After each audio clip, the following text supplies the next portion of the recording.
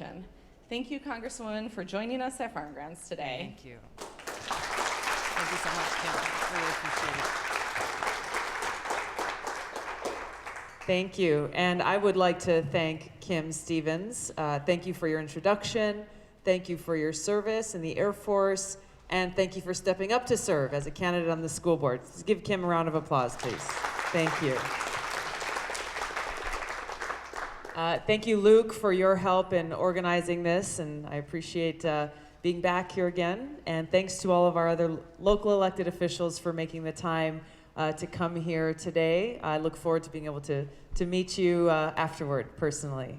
And thanks to all of you for making the time to come and this beautiful venue. Thanks to Farm Grounds for hosting us here. There's a lot to talk about. There's a lot going on in the world these days, isn't there?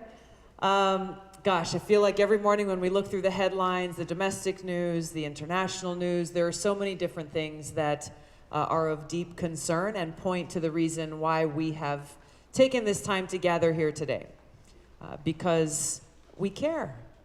We care about being a part of the change that can begin to solve these challenges that we're facing. You know this, Kim. You went to the Air Force Academy, right? So much of this comes down to leadership. This really comes down to leadership. When we look at the heart of these challenges that we face, we question what kind of leadership that we have and that we have had that has brought us to this point where our country is being torn apart.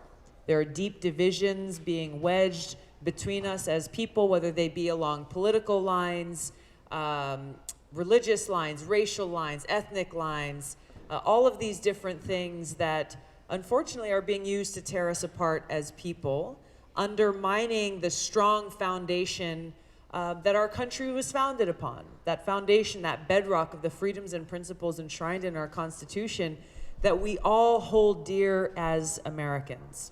I think that's important for us to focus on and to remember, that unity that we have, that in spite of these different things that make each of us unique in different ways, that we can and we must come together and stand together, united on that foundation of love for our country, love and care for each other, and care for our future, and the kind of future that we will leave behind for generations to come. I recently reread Abraham Lincoln's Gettysburg Address, where he laid out so well, in such a brief, short way, where we have to go, the light that guides us forward. How at that time he was talking about the great sacrifices that were made on that battlefield as they fought literally for a new nation born on the foundation of freedom and equality for all people. And that the best way that we as a country, we as Americans can best honor that sacrifice is by ensuring that we have a government that is truly of the people, by the people, and for the people. Of, by, and for the people. But that's not what we have. We are so far from carrying out this vision. And instead, what we have in Washington is a government of, by, and for the very few, the very rich, and the very powerful.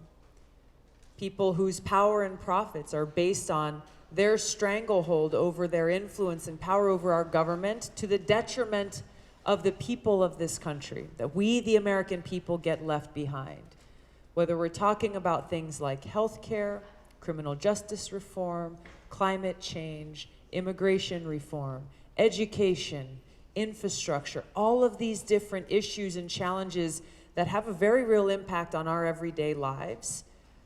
We go election after election after election without really seeing real progress or solutions to these problems because there are too many self-serving politicians and people in power who are more interested in themselves and preserving their own power than actually coming together as Americans saying, hey, we have a responsibility to the people of this country, and we have to put the well-being of the people at the forefront of all that we do. This is what is at the heart of our campaign and the change that I'm asking you to join me in bringing about. Because the only way we overcome these great obstacles that are before us and that have been before us that are tearing our country apart is when we stand united and make sure that our voices are heard, that the voices of the people in this country are heard, that we are exercising our rights and our responsibilities through our democracy to ensure that we do have leaders who are of, by, and for the people, that we are blocking out the big money special interest influences that so often have this heavy hand in influencing the policies that are being written and passed in our government. This happens across all different sectors, all different agencies, and we are the ones who suffer and struggle as a result. You know, healthcare continues to be an issue that I hear most often from people about, that they're most concerned about, because the vast majority of people in our country are just one healthcare emergency away from financial ruin. And you worry about, you know, a child who get into an accident, or a loved one who unexpectedly falls sick, and you wonder, how are you going to be able to make sure that they get the care they need? How are you going to be able to afford it? And it is unacceptable. It is unacceptable in the United States of America, a country where we all are currently spending more on healthcare than any other developed country, yet we have worse outcomes, and we still have so many families across this country living in fear that they won't be able to get the care they need when they need it, that they won't be able to afford the medicine they need when they need it. A government of, by, and for the rich and powerful. What this has led to is the reality that we face today, where, for example, Medicare is not allowed to negotiate lower prescription drug prices with Big Pharma. By law, not allowed. And every time this law, we've sought to change this law, both efforts prior to my getting elected to Congress, efforts that we have made since I've been serving in Congress, every single time it gets shut down. It gets shut down and taken out of the legislation. Why is that? Because it's good for you? Because it's good for your parents, your grandparents? No. It's because the United States government is the largest purchaser of prescription drugs in the world. The largest purchaser of prescription drugs in the world. So what does that mean then? We have a lot of power and a lot of leverage if we had the ability to negotiate lower prices with these drug companies, right? That's why they spend all that money on those lobbyists and PAC checks to make sure that they've got the influence to keep this prohibition in place. And what's the result now? We have people with skyrocketing costs of prescription drugs that some people depend on for their lives or for their health and well-being, but now they can't afford it. They can't afford it because our laws are not written in a way that actually serves them. Our laws are not written in a way that allows for us to re-import cheaper drugs from countries like Canada. Our laws are not written in a way that protects us from these prescription drug companies from abusing the patent laws that we have on the books that allow them to exploit these loopholes that say, okay, if you've got a patent for 7 years for a certain prescription drug, then after that time expires, what's supposed to happen is then it opens up to other companies, generic drug companies and so on, to be able to produce this drug at a cheaper price, which helps us as consumers and brings competition into the market. But the current system allows them to do what's called patent parking. So they'll maybe change one tiny little thing that has nothing substantially, it's not substantially changing this medicine or this prescription drug, but they change one little thing and that restarts that 7-year clock, which blocks any competition or any generic drug company from coming in and producing this medicine at a cheaper price. All of these different examples are in place because why? We have a government of, by, and for the people? No. No. We have a government of, by, and for the rich and powerful. I read recently somewhere that prescription drug companies as an industry, they spend more on lobbyists and PAC checks than they do on all those advertisements we see on TV every day. Yeah, because we see a lot of those ads, right? A lot of those ads, and we know, well, we know from a campaign, we know how expensive those ads are, to buy those ads on TV time during prime time when everyone's sitting around eating dinner and watching the evening news. It's very expensive. Well, they spend more money on lobbyists and PAC checks because they're trying to preserve their bottom line and increase their profits to the detriment of our people. This is such an egregious example of what we are talking about, this abuse of power, of those who are putting their profits and their power or their partisan politics ahead of the interests of the people. And it speaks to why we need this change so urgently. Why we the people, need to ensure that our government is actually working for us, that they are listening to the needs of the people, that they are taking those taxpayer dollars that each of us pays and actually dedicating them towards serving the pressing needs that we have. And there are many. The needs are great. I'm running for president to bring these values of service above self that are at the heart of every service member, heart of every soldier, bring these values of service above self to the White House, to our government, to lead a government of, by, and for the people, to ensure that we are truly draining this swamp, a swamp that this president has turned into a cesspool. Things have not gotten better. They have gotten worse. It's time that our voices are heard and the people in our country are served.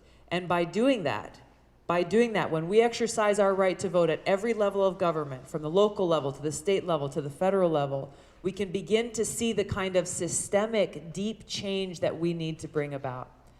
This election is much bigger than defeating Donald Trump.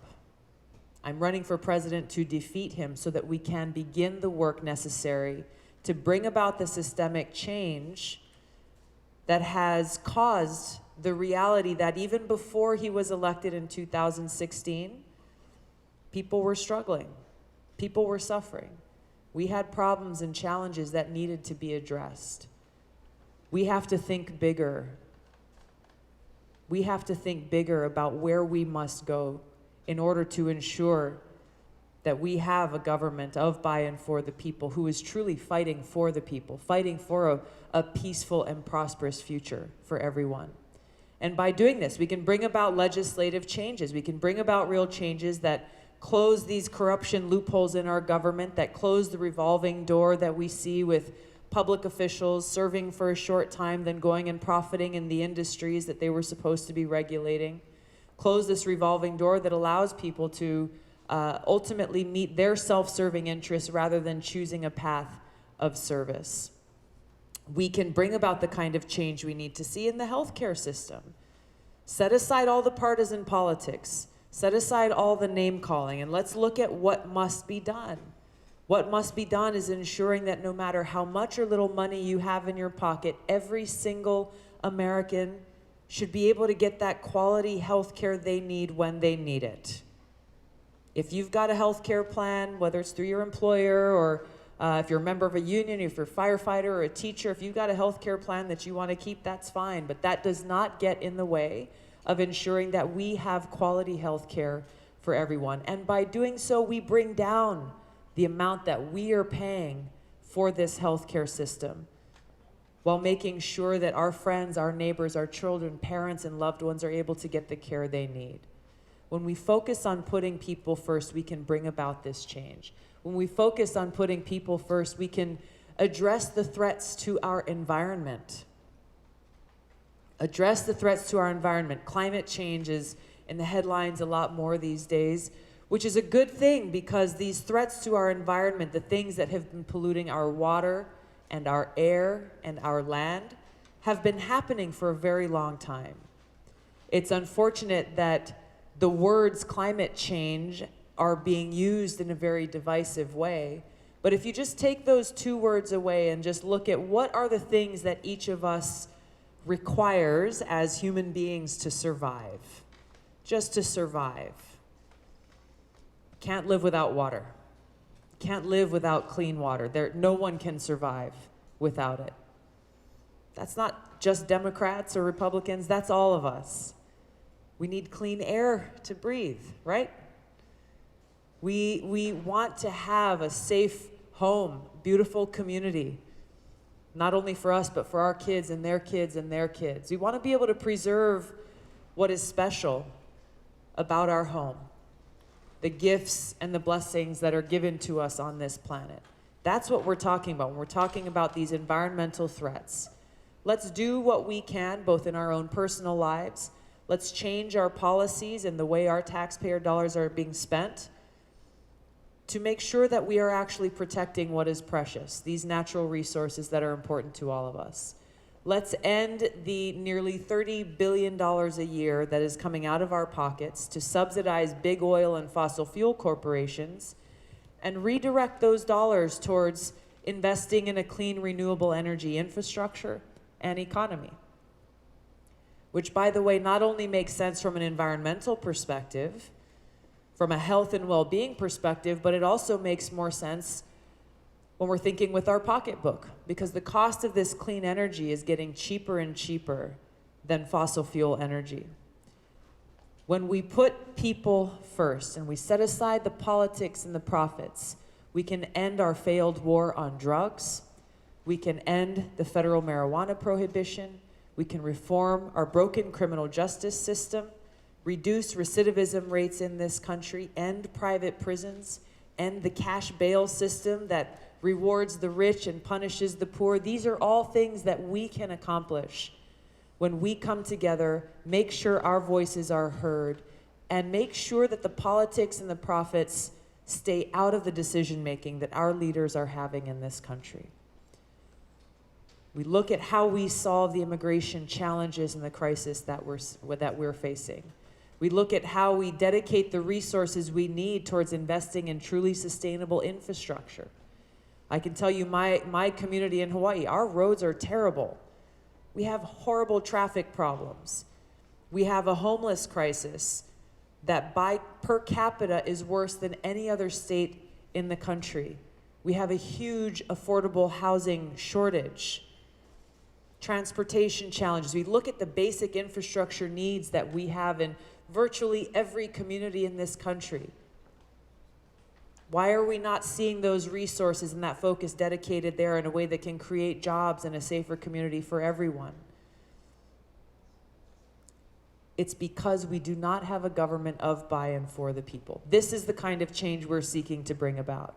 Now, there's an issue that's central to our ability to make sure that our taxpayer dollars are going to where they are needed.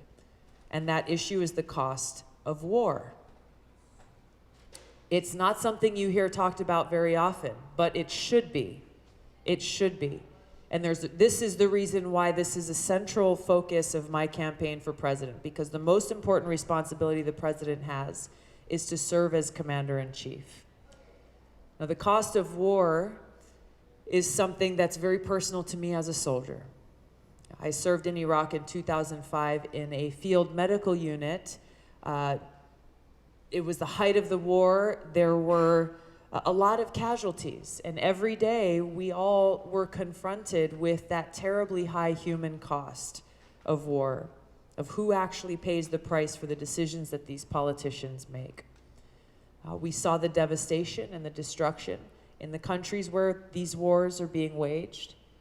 But the cost of war is something that's not only limited to those families who've been personally touched as members of the military, as veterans. The cost of war extends to every single one of us.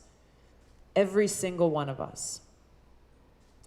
Since 9/11 in 2001, we as taxpayers have spent over $6 trillion. $6 trillion. Not on strengthening our national security, but on waging these wasteful regime change wars, going and overthrowing dictators in other countries, and then nation building in those other countries for years and years and years. Wars that have cost us in American lives, that have cost us in taxpayer dollars, that have caused pain and death and destruction in other countries, and have made us less safe. Because these wars have caused terrorist groups like Al-Qaeda and ISIS to grow stronger. Just think about how many lives could be saved and what we could do with those dollars if they were either kept in our pockets or used towards serving the needs of our people. This is why this matters. Where our taxpayer dollars are going matters. This is why our foreign policy is central to our ability to address every one of these other issues that we are raising. I'm running for president because I bring this experience that I have, both serving as a soldier for over 16 years now, of deploying twice to the Middle East, of serving in Congress for nearly 7 years, focused on the importance of our national security on the Foreign Affairs Committee, the Armed Services Committee, Homeland Security Committee, being prepared to walk in on day one to do that job in the Oval Office, to end these wasteful regime change wars, work to end this new Cold War and arms race that we are in with escalating tensions between the United States and nuclear-armed countries like Russia and China, and instead redirect our limited resources towards investing in and serving the needs of our people right here at home. This is the change that I seek to bring about. This is why I'm here asking you for your support to help me and to stand with me as we build this movement that will bend the arc of history away from war and towards peace, so that we together can build a bright future that provides peace, prosperity, and opportunity for us and for generations to come. Thank you so much for joining us here today.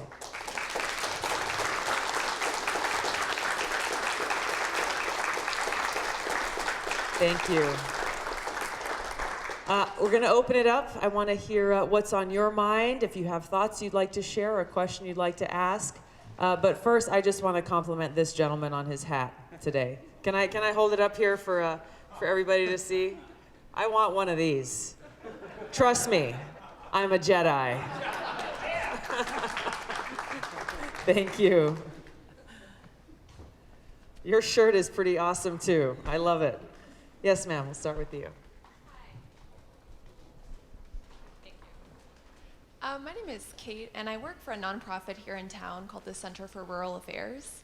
And I appreciate you talked about climate change. I'm wondering if you could talk a bit more about how you see rural communities being a part of addressing climate change, and what kind of things, policies or ideas you have regarding that intersection. Thank you. Kate, was your name Kate? Thank you very much for being here, and thanks for the work that you're doing. As we look at the environmental threats that we face, these are not only things that are coming from highly populated urban cities.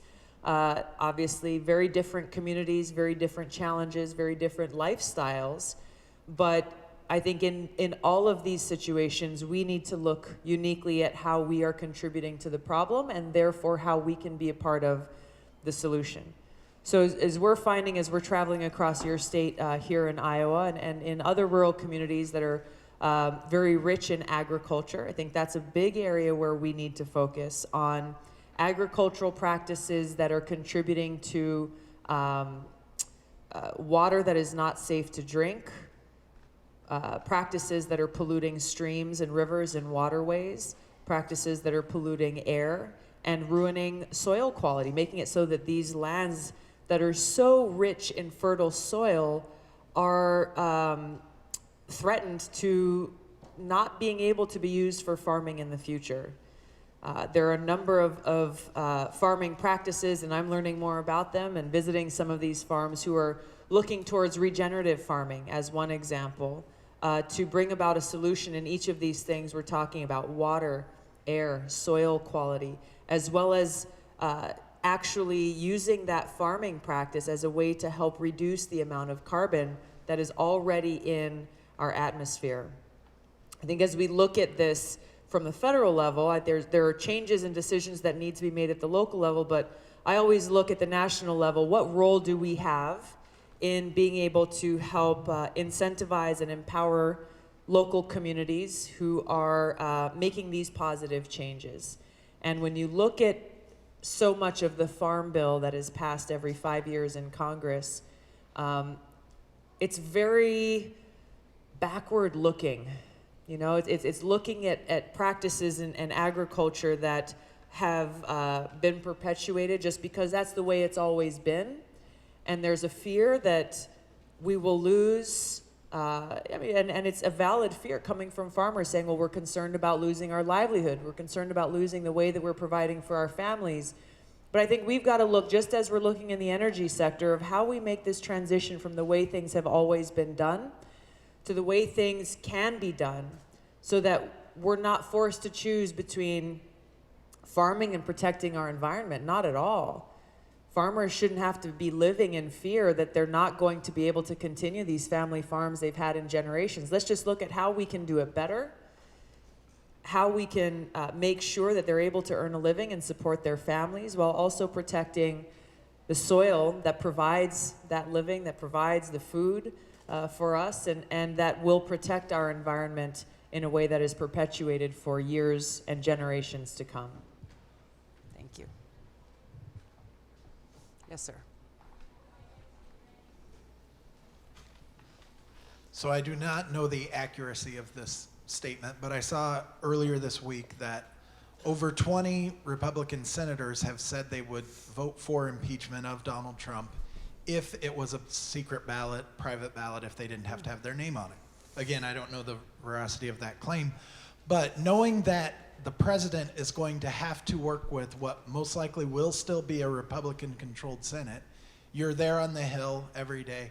How do you work with those members who have already put their reelection and their self-interest above what you mentioned of a government for the people, by the people? Yeah. How do you get them to move forward with legislation that helps people?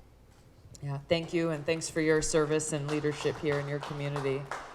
This really is one of the most important questions, both about how we bridge the divides that exist in our country and in Washington, and ultimately, how do we get stuff done, right? The political winds shift constantly from left to right, from Democrat to Republican. It's important that we set the culture of leadership that is built on respect. And that's the very first step.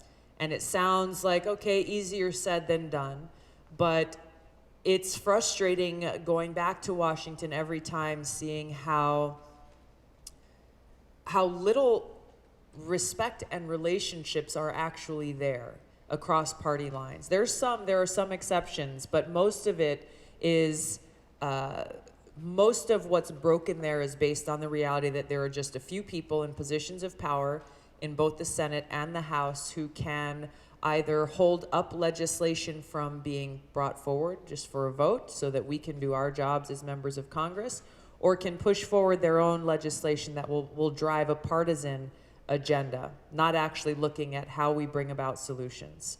I think it's important to set a culture of leadership that is not based on that partisanship, that actually reaches out to leaders in the Senate, to senators across both party lines, finding those areas of opportunity to work together. Again, sounds easier said than done, but this is what I've done throughout my almost 7 years in Congress. When I first got elected, I was a freshman Democrat coming from a very small state, and was told when I first got to Washington, don't even try to introduce legislation, don't try to pass a bill because it'll be impossible. You know, the Republicans are in charge, they're only interested in passing their own legislation, and they're not gonna wanna do anything to help somebody like you. They don't care about, they can't win your seat, so don't even try, was the message that I got. I did not accept that advice, and I knew that the mandate that I had been sent to Washington with from my constituents was work for us, fight for us, make sure that our voices are heard. One of the first things that I did in thinking about how do I start to build these relationships and introduce myself to people, I turned to the universal language of food. I called my mother back in Hawaii. She makes this amazing macadamia nut toffee. And I asked her if she would make 434 boxes of this macadamia nut toffee for every one of my new soon-to-be friends and colleagues. And, she and my dad raised 5 kids. She's a very strong, resilient woman. She said, I think that's a great idea. I'm in. I said, but I'm not done yet. I asked her if she would make another 435 boxes, bigger boxes of this toffee for the staff of every member of Congress. I once served as a staffer on the Hill. Know where the work gets done, right? And she paused only for a moment to say, well, I think it'll take a little bit longer, but okay. And so she got to work in Hawaii. She was stirring 2 pots of all that butter and sugar and goodness at the same time, pouring it into the tin, cutting it up. My dad's important role was as the quality control check. He took one little slice out of every single pan.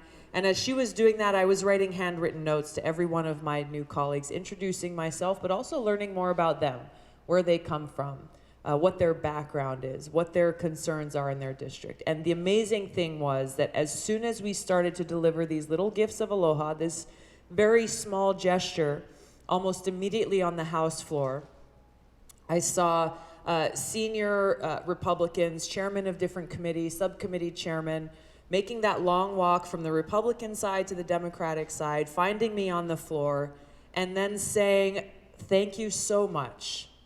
This really means a lot. I ate it all and I need more to take home with me to my family this weekend."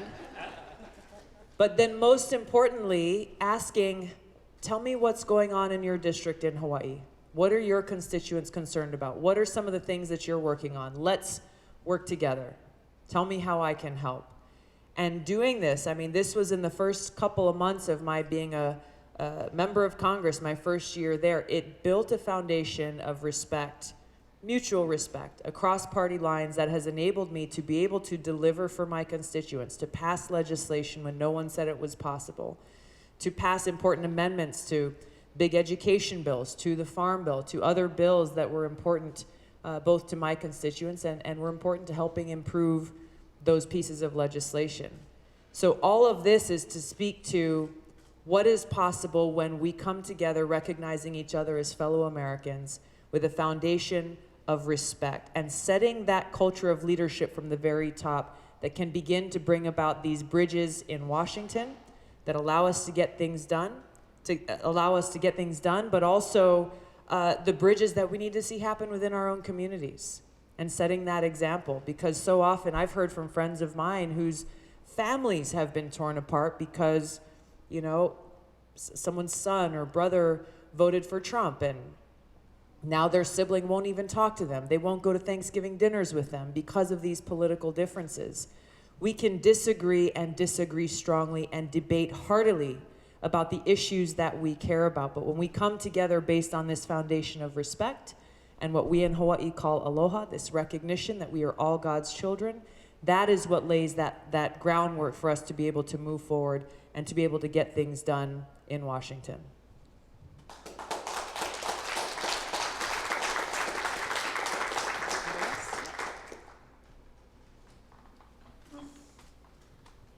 I should probably preface this by saying that I tend to vote mostly Republican. Okay. But I'm not at all sure that I want to do that in the next presidential election. So I've been looking for a candidate who will bring people together. Yeah.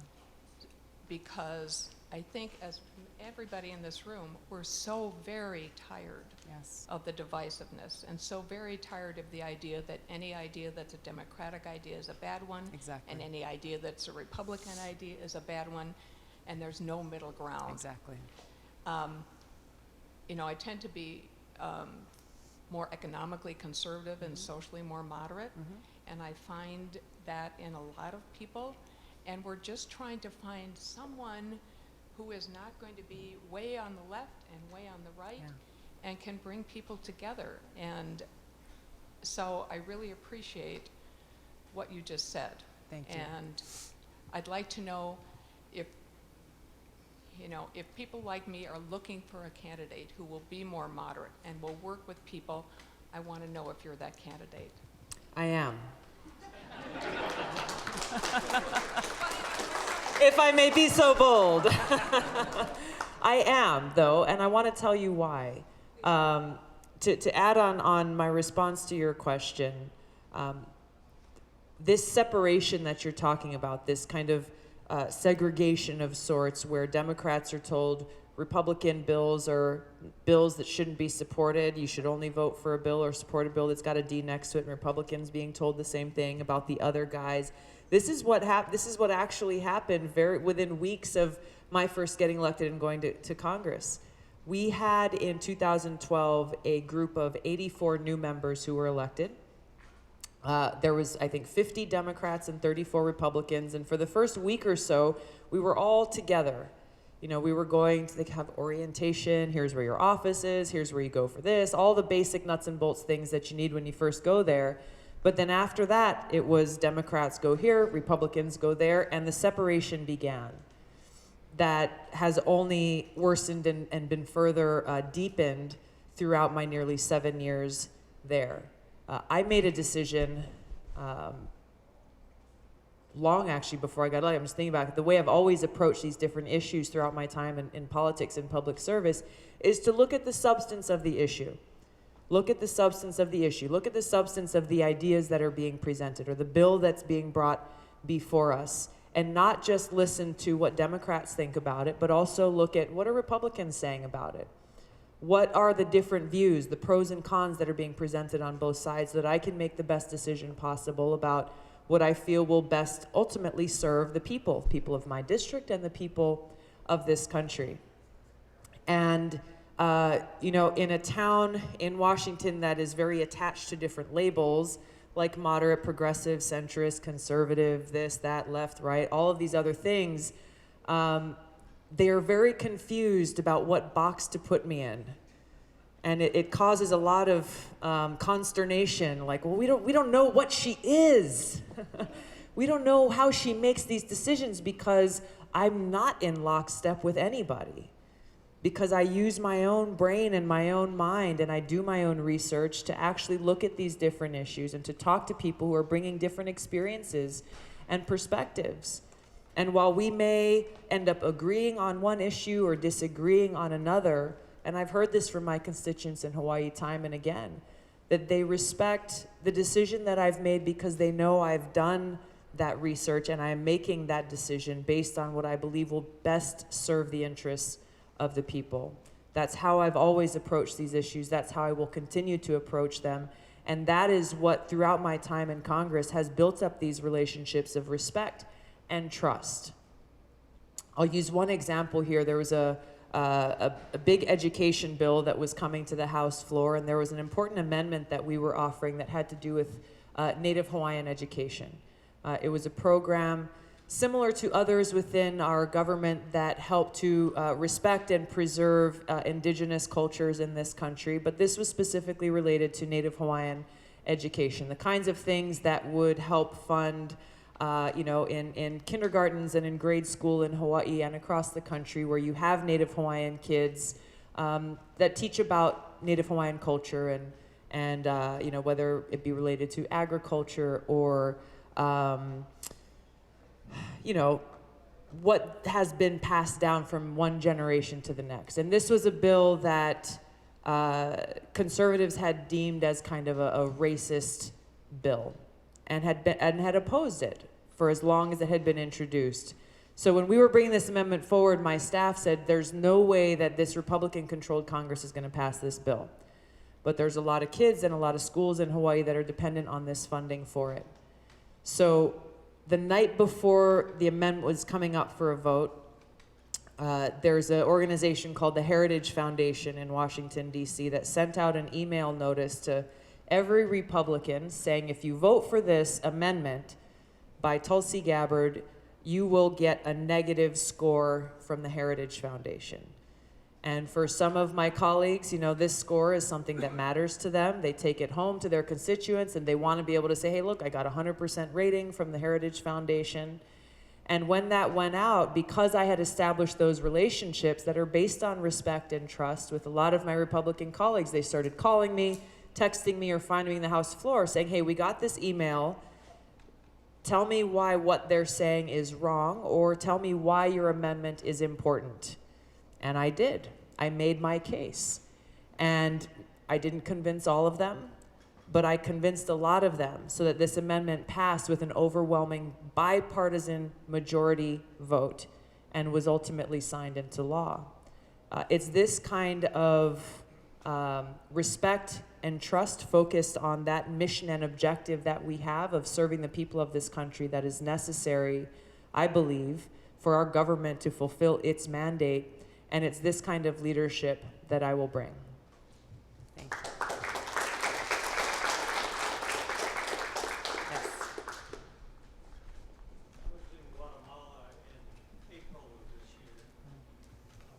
I was in Guatemala in April of this year and went to Casa de Migrante, a safe house for refugees who were coming from Honduras, and talked with a man who was part of a caravan with his 3 children, daughters, from age about 2 to 12. And he came from San Pedro Sula, which is one of the places where there's a lot of violence. But what I wanted to and of course, one of the issues at the time we were there was the fact that President Trump had cut off development aid to Central America, which absolutely makes no sense. Yeah. But in 2009, President Barack Obama and Secretary of State Hillary Clinton failed to support the reformist president in Honduras, who was taken out of his country in his pajamas. And that's a bipartisan orientation that we've had in Latin America for a long time, that both Democrats and Republicans go with those who are the countries that are safe in terms of supporting U.S. foreign policy, but often who end up being authoritarian or dictators. And so I just wanted to ask you about I know that, and I appreciate the fact that foreign policy is very important to you. I wanted to ask you about the policy that you would have toward Latin America. And if there's time, if you could talk also about Afghanistan and how we get out of there. Okay. I'll make this a little brief. We've got about 5 minutes before we've got to wrap up. But you touch on a number of really, really important issues here, and you have just laid out the case through your own personal experience and through your knowledge of history of how, once again, our foreign policy decisions have an impact on our immigration crisis. Our foreign policy decisions have an impact on so many of the things that we think, oh, well, this is just a domestic issue. That's not the case. If you only look at the headlines surrounding immigration, they only focus on what's happening primarily on the southwest border, but they fail to dig deeper about why so many people are in this position where they feel like their only option to survive is to flee their countries. How did this get there? And you brought up the example in 2009 that I think doesn't get any kind of examination and in connecting these dots as it should. I would be a little bit more forward than you were in saying the role that the Obama administration had and Secretary Clinton had was actually far more direct than just not supporting the leader of that country, but actually our government covertly supported the overthrow, which has happened so many times in Latin America, in Central America, in the Middle East, in Europe, in countries around the world. Unfortunately, leaders past and present have supported this intervention, the overthrow of one leader over another, implementing or supporting a leader that the United States government supports, but that ultimately ends up causing more damage and more harm and suffering to the people in these countries, and ends up having a counterproductive result that does not serve our interests, whether they be national security interests or economic interests or otherwise. And I think one of the worst things about this is that these efforts, these missions are often conducted under the guise of humanitarianism, saying that there are people in these countries who are suffering and we want to go in and help them. But the way that this so-called help has occurred has been going in and toppling an authoritarian leader or dictator or some other sort that has led to a worse off impact, a negative impact, more suffering for the people in these countries than they had before. So this is directly connected to the immigration challenge and crisis that we are facing, and speaks to why our foreign policy needs to change. More broadly, and this is a big topic, but both related to Latin America and Central America, we need to be able to look at, for example, how can we make it possible for people to seek asylum in their own home country or a country closer to their home country than having to walk all the way to our border to set that application or put that application for asylum in place. We need to not only reinstate the aid that this administration has stopped, but actually look at what those aid dollars are being used for. That if there are countries where you have, corrupt government in place and we're not able to account for those dollars actually getting to the people, let's look at other means to be able to provide that aid directly to people who can then be empowered to take care of themselves, their families, and strengthen their own communities. We could do far more with these dollars in this way than they are currently being spent holding immigrants in detention in big tents at our border for an undetermined period of time, to the tune of something like $700 or $800 per day per person who is being held in these camps at our border. Quickly, with regards to Afghanistan, we should have brought our troops home from Afghanistan a long time ago. This is something that I'm committing to doing immediately as president. We've got to bring our troops home. Afghanistan is a very complex country with a complicated past and present. There is a lot of corruption within the Afghan government. There's a lot of changes that need to be made there. These are changes that can only be brought about by the Afghan people demanding and bringing about that change for themselves and their future.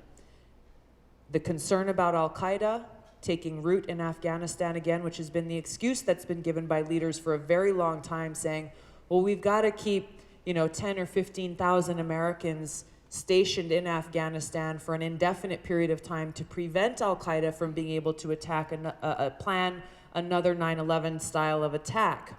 This is what I hear all the time in Washington. This is what they're telling the families of those who are saying goodbye to their sons and daughters who are deploying to Afghanistan. My cousin is there right now. He's got 2 little babies at home. 300 soldiers from the Hawaii National Guard who I served with are there right now. I said goodbye to them before they left last April. This is what they're being told about why they're there. What they're not being told is that 9/11 attack was planned largely in a hotel room in the Philippines. What they're not sharing with the American people is that attack on 9/11, rather than solely focusing on actually defeating Al-Qaeda, that attack was used instead as an excuse or a reason to begin to wage a whole series of regime change wars that have proven to be terribly costly on so many levels. So we need to bring our troops home. If Al-Qaeda begins to form a new cell or take root in Afghanistan, very quickly we keep a close eye. We send in a few special forces teams, take out that threat, and get out. This does not require a long-term occupation by thousands of our men and women in uniform. My approach to our foreign policy around the world would be to lead with a foreign policy that's based on cooperation rather than conflict, to end this policy of being the world's police, instead focusing on how we can work together to resolve differences that we may have with other countries, and also explore and maximize the potential of the issues and areas where we agree, understanding in a deeply personal way that the only alternative to diplomacy and talks and negotiations is war. And war must always be the last resort and used only to keep the American people safe. Thank you very much. Thank you all for being here. Thank you. I so appreciate that you all took the time to spend a few minutes with us here today. Time is the most precious thing that any one of us has in our lives that can never be given back. So it means so much that you spent this time with me here today. I need your support. I need your support. Obviously, we are looking for support in the upcoming caucuses, but in order for us to be able to continue to grow and organize and build our movement, we need volunteers, friends, and those who are willing to help spread the word. So I'm going to pass this off to Amory, who's going to share just a couple of quick words, or Kim. Okay. Both of you looked ready. Thanks so much again for everyone being here. If you like what you heard, as Tulsi mentioned, we do need your help. There are 2 volunteers here, Rindy right over there, and Chris in the back, who can sign you up for various things. We are gonna stick around for a little bit. We're gonna have a picture line right here next to the Iowa flag. Thanks again for being here, and appreciate you all coming out. Have a good day. Thank you. Thank you so much. So good to have you here. Really appreciate you doing this. I was looking at your bio and I realized we were born 6 days apart. Are you serious? Yeah. So Were my you- birthday's April 18th. Oh, no kidding. Yeah. 81 also? 81. Amazing. So It's a good month. we have a lot in I common. agree. I Mind agree. if I get a selfie it over? Sure. All right. Get the flag in here. Another woman veteran. Likewise. Likewise. I'm so happy to hear that you're running. And we need more of our generation leading. Actually leading, because you know what leadership means. Thank you.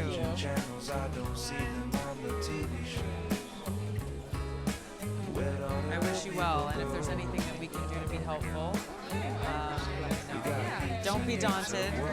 Don't be daunted. It's when I first ran in 2001 in the State House, I had no clue what I was doing. I just knew I was really passionate about environmental issues. That's why I ran. And I made a black and white Xerox copy brochure, and I got a voter list, and then I just started knocking on doors. It was really hard. But I've been doing it a lot for other people. So now I know it's harder for yourself though. It's harder to ask for help for yourself than someone else. If I just mention one thing, the way that I got over that, and I was very shy, and it was like one of the most hardest things I've ever done in my life, is I just remembered that I wasn't asking them to help me. I was asking for their support to be able to help so many people who need strong servant leadership. Yeah. And I still, every day when I'm calling people asking for contributions and money and for my campaign, it's not about me. It's about who we all are trying to serve and help. Yeah. All right. Well, thank you. Thank you, Kim. Take care. Nice to meet you. Really appreciate it. Thank you so much for being here have again. my vote. Thank you. And I'm an independent. Amazing. I'm apathetic about politics. Wow. And my husband was a diehard Republican, and he just passed away a month ago. So yes, thank you. But I was telling her you have content, and I really appreciate that. I'd heard people with passion and conviction, but for you and also to be a female, that's lovely. But I'm really impressed, and I should tell you too that you have a whole billboard in Marshalltown. Oh, yeah. A little Marshalltown. I didn't think, who's this Tulsi person? Yeah. So really I'm nice glad to you meet came. you. Very I'm impressed. sorry to hear about your husband. Thank you. This is a nice way to. You don't have time, but I should tell you, like with the healthcare, like I'm on Medicaid and he was on Medicare and Medicaid. The waste was crazy. Yeah, absolutely. Yeah. There are a lot of Thank changes that we you. have to make to this Yes. system that we have so Very that it much does so. work for everyone. Yeah. Thank you. Thank you very much. Sorry.